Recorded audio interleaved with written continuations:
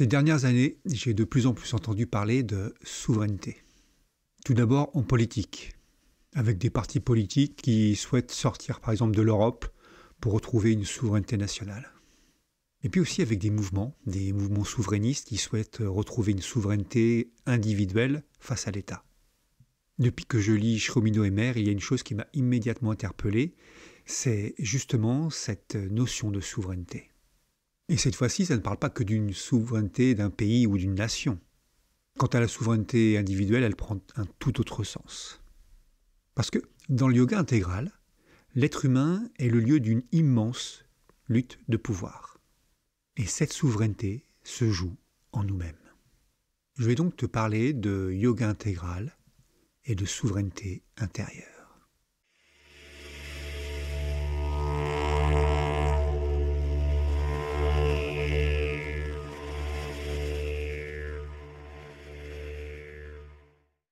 Définition. Lorsque je cherche la définition d'un mot, je vais souvent aller voir dans un premier temps Wikipédia pour savoir ce qu'il en dit. Et la majeure partie du temps, c'est tout bonnement incompréhensible. C'est drôle comme les intellectuels aiment se gargariser avec des notions complexes. Voici donc ce que dit Wikipédia sur la souveraineté. La souveraineté désigne le pouvoir suprême reconnu à l'État, qui implique l'exclusivité de sa compétence sur le territoire national et son indépendance absolue dans l'ordre international où il n'est limité que par ses propres engagements. C'est l'exclusivité de la puissance détenue par un État sur l'étendue de son territoire et l'indépendance dont jouit cet État sur le plan international. Donc si je vais vite fait sur cette définition, selon Wikipédia, la souveraineté se comprend comme le pouvoir d'un État. En gros, c'est le pouvoir d'une nation. Et puis en faisant des recherches dans les livres de Chomino, de Maire et de Salprem pour documenter cette vidéo, je suis tombé sur un texte de Maire dans l'agenda du 18 mai 1966. Et là, la notion de souveraineté prend un tout autre aspect. Je te partage un tout petit bout de ce texte de Maire. Et je te laisse un lien vers mon blog dans la description vers l'intégralité de cette conversation de Maire. Voici donc le passage que j'ai choisi. Il y a un monde, il y a des êtres, il y a des pouvoirs.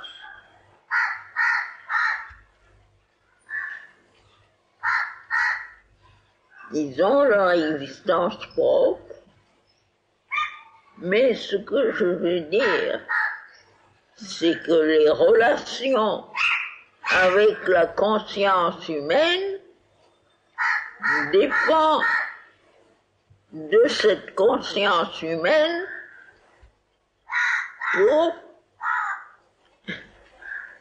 pour la forme qu'elle prend.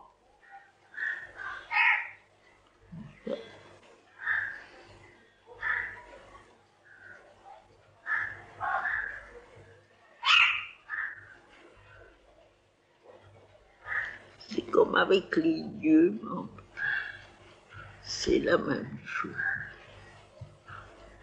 Tous ces êtres de l'overmind, tous ces dieux. La relation avec eux, la forme de ces relations, dépend de la conscience humaine. Vous pouvez être, n'est-ce pas, il y a ceux qui ont écrit « L'homme est un bétail pour les dieux ». Mais si l'homme accepte d'être un bétail, il y a dans l'essence de la nature humaine une souveraineté sur toutes ces choses qui est spontanée et naturelle quand elle n'est pas faussée par un nombre d'idées et de soi-disant connaissances. On pourrait dire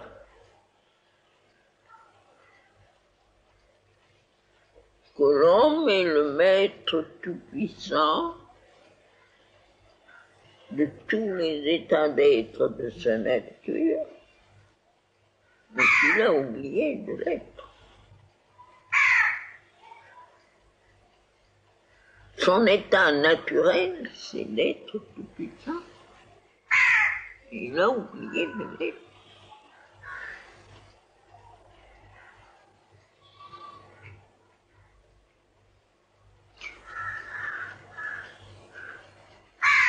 dans cet état d'oubli, toutes les choses deviennent concrètes, oui, dans le sens que on peut avoir une marque sur l'œil, n'est-ce pas?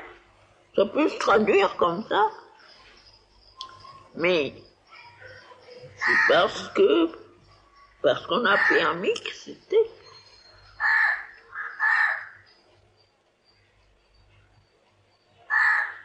C'est comme les dieux. Ils peuvent régir votre vie et puis vous tourmenter beaucoup. Ils peuvent vous aider beaucoup aussi. Mais leur puissance par rapport à vous, à l'être humain, c'est la puissance que vous leur donnez. Et oui, d'un seul coup, la notion de souveraineté prend une toute autre ampleur. Car Mère parle de la toute-puissance des humains devant les dieux. Ce n'est pas rien quand même. Alors oui, elle précise aussi que l'humain a oublié sa toute-puissance et que c'était nécessaire. Mais qu'au final, les dieux ont la puissance que nous leur conférons. Et là, nous commençons vraiment à toucher quelque chose de très important. Mais nous allons y revenir. J'ai vu autre chose qui n'apparaît pas dans ce texte. Mère dit que les humains peuvent être un bétail pour les dieux. Mais c'est exactement la même chose pour toutes les forces adverses. Parce que, à bien y regarder, l'humanité entière est sous la domination de ces forces antidivines. L'humanité n'a pratiquement aucune souveraineté individuelle face à ces forces. Alors ne parlons même pas de souveraineté collective. Mais alors, comment devient-on souverain, ne serait-ce que individuellement? Mon histoire. Lorsque j'ai découvert le yoga intégral, je me sentais totalement oppressé par ce système. J'avais une vingtaine d'années et j'avais très très mal vécu toutes ces années d'école. Je ne savais absolument pas ce que j'allais faire de ma vie. Je n'avais aucun diplôme, aucun métier. La vie commençait mal. Je ne me sentais libre de rien.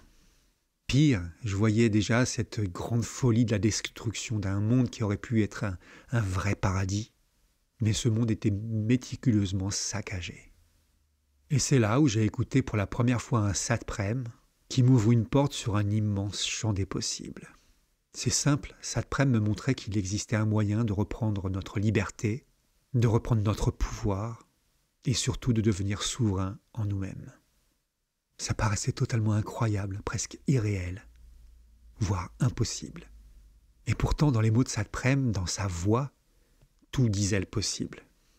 Restait une question. Nous pouvons nous libérer individuellement, mais comment libérer le monde? Eh bien, à l'époque, c'est dans la trilogie de Mère que j'ai trouvé la réponse.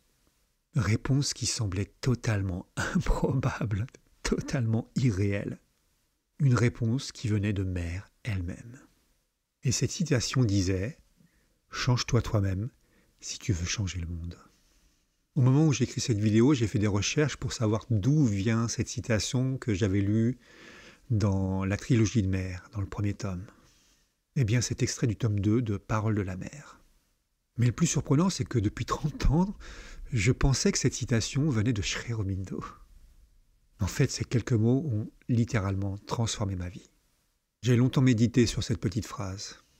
Je me suis longtemps demandé comment, juste en me changeant moi-même, je pouvais avoir une incidence sur le monde. Ça me paraissait tellement impossible. Et pourtant, il y a toute l'essence du yoga intégral dans cette simple petite phrase, dans ces petits mots-là. Oui, Satprem, puis Mère, et enfin Sri Aurobindo m'ont ouvert en grand les portes de la souveraineté. Mais bon, relativisons un tout petit peu parce que oui, les portes étaient ouvertes, mais il aura fallu quand même un bien long chemin, ne serait-ce que pour toucher un tout petit peu à la liberté. Parce qu'en réalité, nous sommes bien plus un bétail pour les forces adverses que pour les dieux. Reprendre le pouvoir sur les forces antidivines. L'une des premières choses que j'ai découvert en lisant Satprem, Mère et Sri Aurobindo, c'est que je ne contrôlais absolument rien de ce que je pensais être moi. Au contraire, j'étais totalement sous le contrôle des pensées dans le mental, des émotions et des désirs dans le vital, des sensations et des automatismes dans le corps. Un vrai esclavage à tous les niveaux. Ça me rappelle une scène dans Matrix où Morpheus explique à Néo que les humains sont une source d'énergie pour les machines. Il y a des champs humains et des fermes pour extraire leur énergie.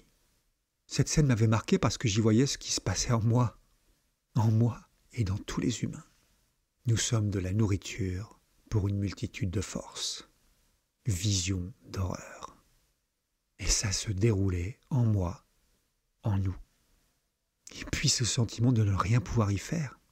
Comment se libérer de ce joug? Comment reprendre le pouvoir? Eh bien, je dois reconnaître que ça m'a motivé pour faire le chemin du yoga intégral. D'un seul coup, le yoga intégral est devenu la chose la plus importante pour moi, la plus importante pour ma vie. Sauf qu'on ne se libère pas de cette domination avec un simple claquement de doigts ou juste en le souhaitant. Parce que tout en nous est sous domination de ces forces adverses. Du moins, au début. Enfin, disons plutôt, en apparence. Parce qu'en apparence, tout autour de nous, le monde entier est régi par ces forces adverses. Mais bon, ce n'est pas tout à fait vrai. Ces forces influencent chaque individualité, ce qui a pour conséquence d'influencer le monde entier. Ce qui donne l'apparence qu'elles dominent le monde de la manifestation. Mais si on regarde les choses sous un autre angle de vue, eh bien, elles participent tout simplement à l'évolution. Leur manière de nous dominer pousse chaque être humain à se libérer, à reprendre le pouvoir sur soi. Et oui, ces forces antidivines ont leur rôle à jouer dans l'évolution. Et il faut reconnaître qu'elles jouent ce rôle à la perfection, voire un peu trop bien. L'humain est un terrain où se joue un grand jeu de force. Force que la majeure partie de l'humanité subit et dont elle n'a pratiquement aucune conscience. Imagine la panique si on annonçait que en nous il y a des univers peuplés d'entités et de forces qui se nourrissent de nous.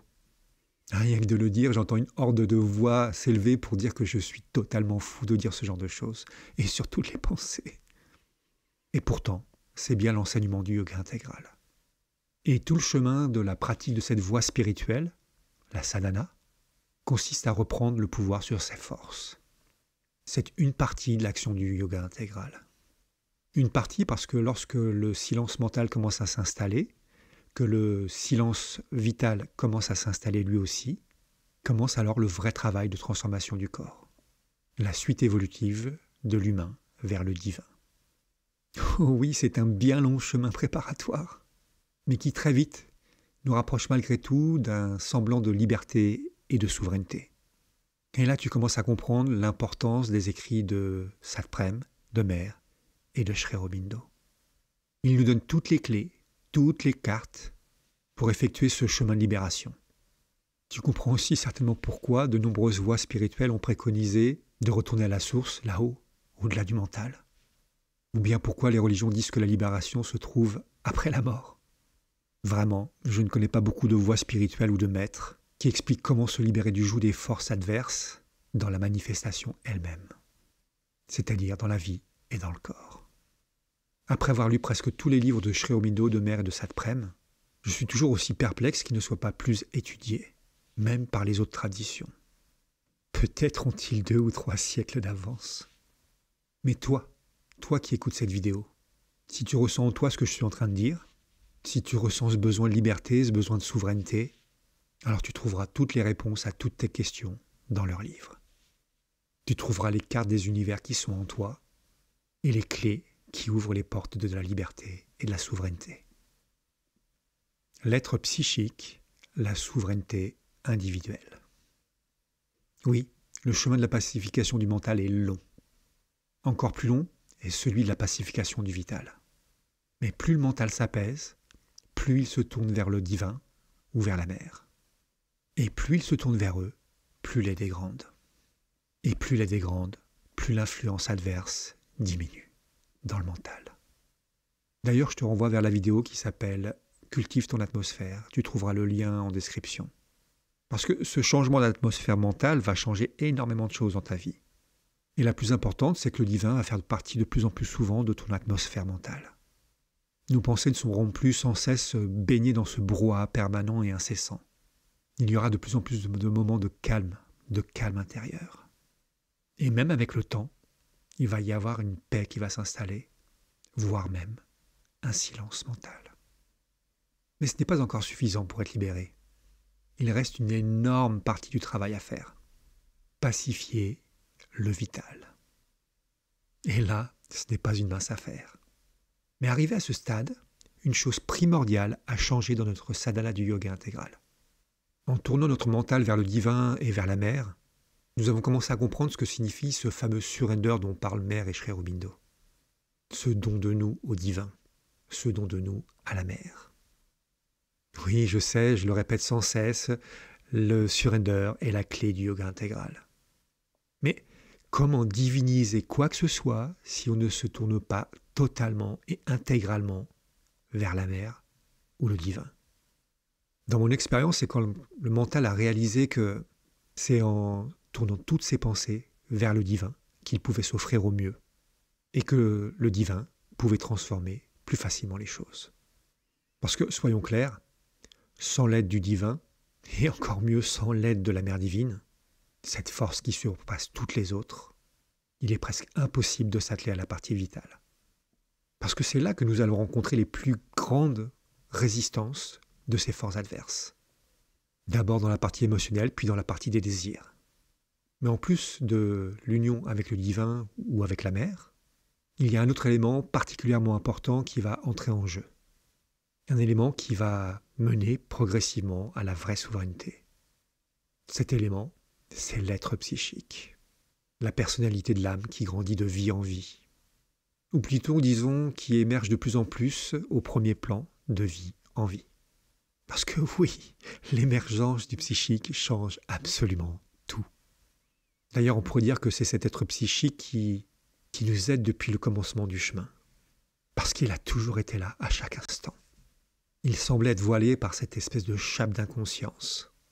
Mais il était bel et bien là, à chaque pas, dans notre vie. Et tu le connais très certainement si tu as pris ce chemin du yoga intégral. Si, je t'assure, tu le connais.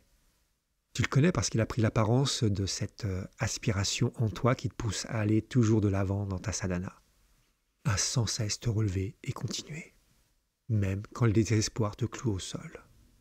Oui, c'est cette aspiration qui t'aide à te relever systématiquement et à continuer d'avancer, encore et encore. Mais je n'en dis pas plus parce que l'aspiration sera le sujet d'une prochaine vidéo. Sache malgré tout que cette aspiration, c'est ton être psychique. Parce que quand on descend dans cette aspiration, eh bien, on découvre notre être psychique. Et quand on découvre le psychique, on découvre un feu intérieur, le feu psychique, le feu de l'aspiration, Agni. Et toutes nos difficultés sur le chemin peuvent être mises dans ce feu, parce qu'il brûle tout ce qui doit l'être. L'union des forces. Quand l'être psychique commence à passer au premier plan, survient une immense transformation. Parce que l'être psychique, c'est notre vraie essence dans la manifestation. Parce que nous ne sommes pas ces pensées, nous ne sommes pas ces émotions, ces désirs, ces sensations. Nous sommes cette essence divine, cette flamme divine. Et en passant au premier plan, elle peut enfin utiliser pleinement les outils que sont le mental, le vital et le physique. L'être psychique peut unir toutes ses forces, les unir pour les diriger toutes vers le divin et ainsi vers la suite de l'évolution. Mais ce ne sont pas les seules forces, ce petit mental, ce petit vital, ce petit physique. D'autres infiniment plus grandes participent à cette œuvre. S'il n'est pas encore déjà réalisé, le soi va s'unir à l'être psychique. Parce qu'ils ne sont qu'un. Une partie dans la manifestation, une partie dans le non manifesté. Le psychique va pouvoir s'unir avec la plus puissante de toutes les forces, puisqu'il est aussi une partie d'elle. Il est une partie de la mère divine. Et enfin, la nouvelle force évolutive qu'est le supramental va pouvoir commencer à œuvrer beaucoup plus facilement, beaucoup plus vite. Je passe volontairement rapidement sur tout ce processus parce que non seulement, je dois le reconnaître, il m'échappe en partie, mais ce n'est pas non plus le sujet de cette vidéo. Bref, la souveraineté individuelle totale ne pourra être effective que lorsque la transformation complète en un être supramental aura été réalisée. Et cet être supramental ne pourra être que lorsque la transformation sera collective. Malgré tout, d'ici là, l'émergence de l'être psychique au premier plan amène une certaine forme de souveraineté. D'un seul coup, le joug des forces adverses commence à tomber de plus en plus. Du moins, un grand pan de leur domination tombe. Alors oui, plus ce pan tombe, plus nous sommes confrontés à des forces antidivines de plus en plus grosses. Comme si le rayonnement de l'être psychique écartait le voile des petites forces adverses pour éclairer les plus grosses. Comme si cette lumière devenait de plus en plus gênante, poussant ces grandes forces adverses à essayer de voiler cette lumière. Mais plus l'être psychique passe au premier plan, plus les forces que je qualifierais de lumière s'unissent pour faire le grand œuvre évolutif. Psychique, soi, divin, mère divine, supramentale. Que peuvent faire ces forces adverses face à ça? Et c'est là où nous pouvons faire quelque chose. Lorsque nous regardons les forces adverses et leur pouvoir, il semble qu'elles soient particulièrement puissantes. Puissantes parce que elles arrivent à nous influencer même quand nous sommes très avancés sur le chemin du yoga intégral. Alors certes, il ne faut pas minimiser leur puissance. Mais il est important quand même de comprendre qu'elles ont la force, elles ont les forces qu'on leur confère. Ainsi que le disait Mère dans le petit passage que je t'ai lu en début de cette vidéo, les dieux ont la puissance que nous, êtres humains, nous leur donnons. Eh bien, c'est la même chose pour les forces antidivines. Elles ont la force, la puissance que nous leur donnons. Car si nous sommes censés être plus puissants que les dieux, nous sommes aussi censés être plus puissants que les forces antidivines. Et quand notre être psychique, le soi, le divin, la mère divine et le supramental sont unis, eh bien, nous sommes souverains sur toutes les forces. Mais il reste une étape pour être totalement souverain. L'âme des nations, la souveraineté collective. En effet, s'il suffisait d'être libre individuellement pour transformer le monde, Mère et Sri Aurobindo auraient réussi. Il semble donc qu'il y a encore une étape collective. Sri Aurobindo d'ailleurs en parle dans plusieurs de ses livres, notamment dans le cycle humain.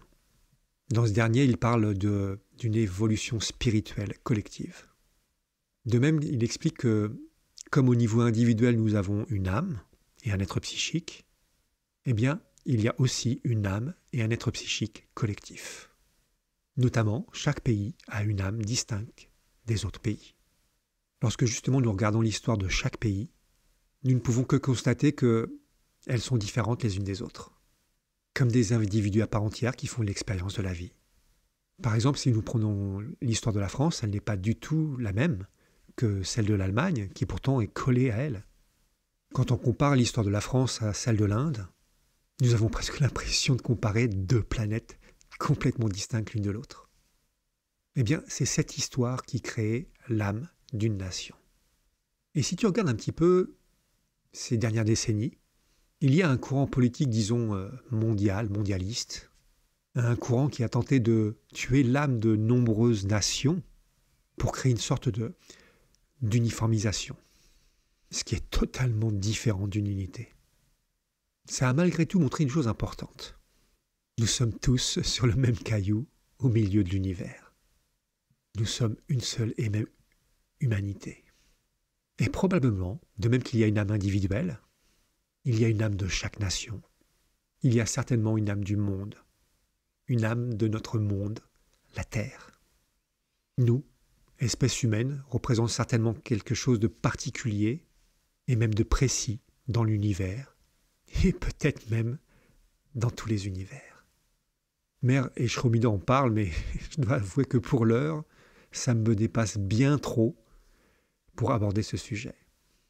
Quoi qu'il en soit, l'évolution nous pousse vers ces contrées qui nous semblent hors d'atteinte pour le moment. Mais ce n'est pas parce qu'elles semblent loin et irréalisables au regard du monde actuel que nous ne devons pas tout mettre en œuvre pour y aller.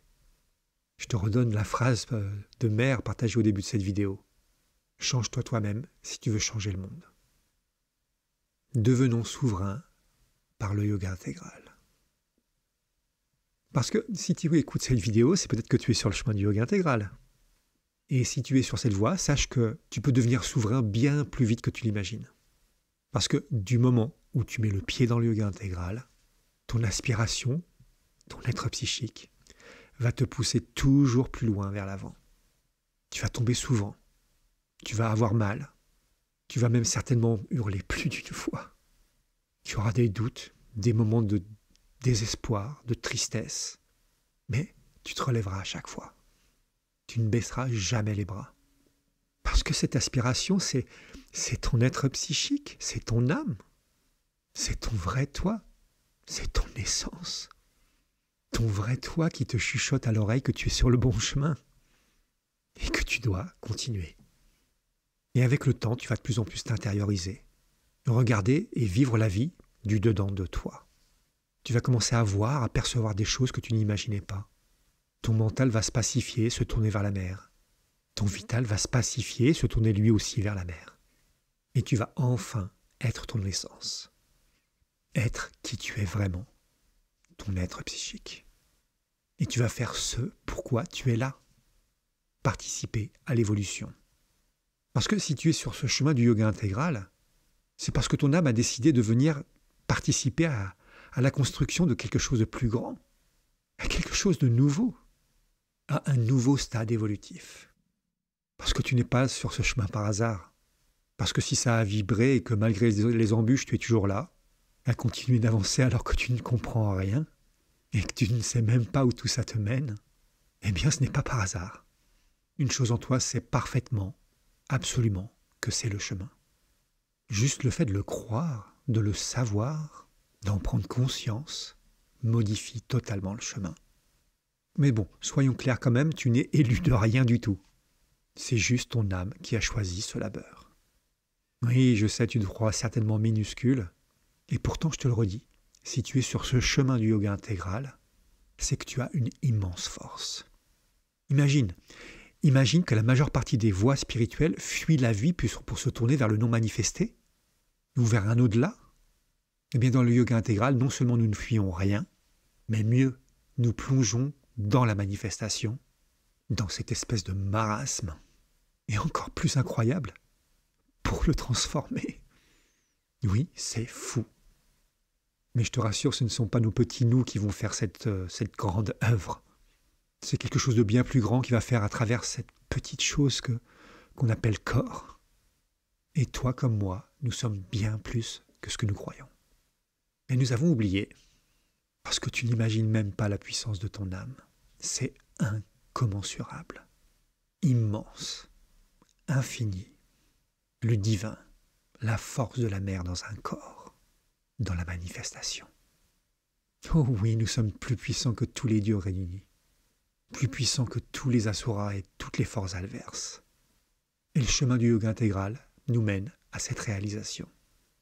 Oui, il y a encore un long chemin avant d'arriver à cette souveraineté-là. Et peut-être que ça ne sera pas dans cette vie-là. Peut-être en faudra-t-il encore de nombreuses autres. Mais plus nous avançons, plus nous nous en rapprochons. Et je peux te garantir qu'il est possible de devenir souverain dans cette vie-là. Certes, pas jusqu'à l'ultime souveraineté, ça je peux pas te le garantir, mais libre face à nous-mêmes, libre face aux forces adverses. Et surtout, libre face à ce système. Imagine bien que si tu es un tant soit peu libre face aux forces adverses, eh bien ce système ne peut plus rien contre toi. Tu lui as retiré son pouvoir sur toi.